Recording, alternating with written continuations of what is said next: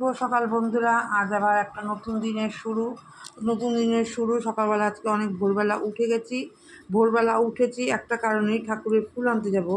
আগের দিন রাত্রিবেলা এনে রাখা হয়নি, তো তারপরে দেখো ফুল আনতে চলে গেছি। আর বেশিক্ষণ সময় লাগেনি, আমি তাড়াতাড়ি করে চলে এসেছি। তারপরে দেখো আসার সময় এই পাউরুটি একটা দোকানে বিক্রি হচ্ছিলো, একদম টাটকা পাউরুটি দিয়ে গেছে, তো সেখান থেকে দুটো পাউরুটি নিয়ে আসলাম। তো অনেক দিন পরে এই দুধ চা করে পাউরুটি দিয়ে খাচ্ছি। এটা তো অম্বলের একদম নাম্বার 1 অম্বল হবে, কিন্তু কী করবো, একটু খেতে ইচ্ছে হয়েছে। অনেক দিন ধরেই আমার এই লম্বা পাউরুটিগুলো খেতে ইচ্ছে হয়েছে। তো যে মনে করি যে যার যেটা খেতে ইচ্ছে করবে খেয়ে নেবে, ফেলে রাখবে না। তারপরে দেখো চাটা খেয়ে নিয়ে চলে এসেছি ছাদে। আর ছাদে তো ভীষণই রোদ। আজকে ছাদের গাছগুলোতে একটুখানি মাটিগুলো উর্বর করে দেবো। তার আগে দেখো জল দিয়ে নিয়েছি, না মাটিগুলো একদম শুকিয়ে গেছে, খটখট হয়ে গেছে।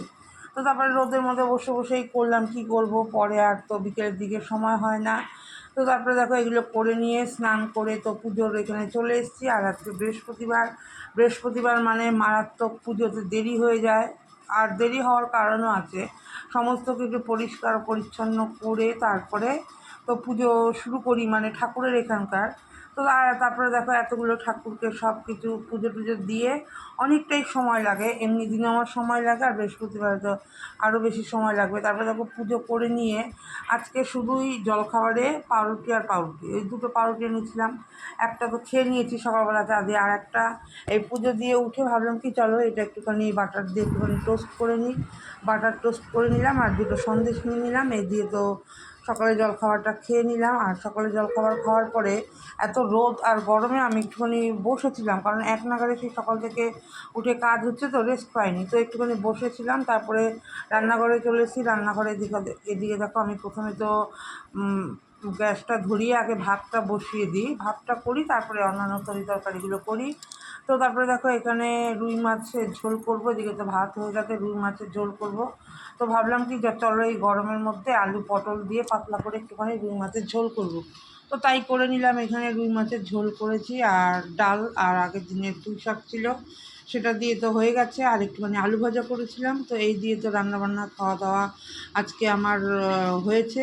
তো এদিকে দেখো ঝোলটা হয়ে যাওয়ার পরে মাছটা ধুলো দিয়ে এদিকে মাছের এটা ঢেকে দিয়েছি।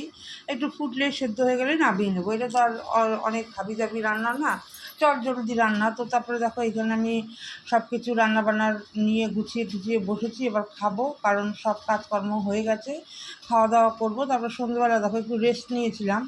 সন্ধ্যেবেলা দেখো যথারীতি আবার সন্ধ্যে পুজো দিলাম, দিয়ে তারপরে আবার চা বানিয়ে নিয়েছি।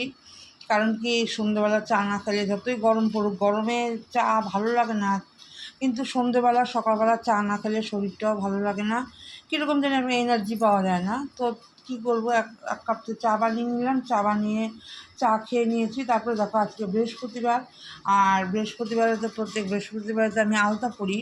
এই আলতা প্রসঙ্গে আমি একটা কথা বলি, আমার শাশুড়ি মার কাছে শোনা গল্প। আমার শাশুড়ি মা, এই গল্প না, এটা সত্যি ঘটনা। আমাকে বলতো যে শাশুড়িদের আগে যখন নাকি, তখন শাশুড়িদের শ্বশুরবাড়িতে, মানে আমার শাশুড়ির শ্বশুরবাড়িতে আলতা পরানোর লোক আসতো। তো বাড়িতে যত মহিলারা থাকতো তাদেরকে আলতা পরিয়ে দিত।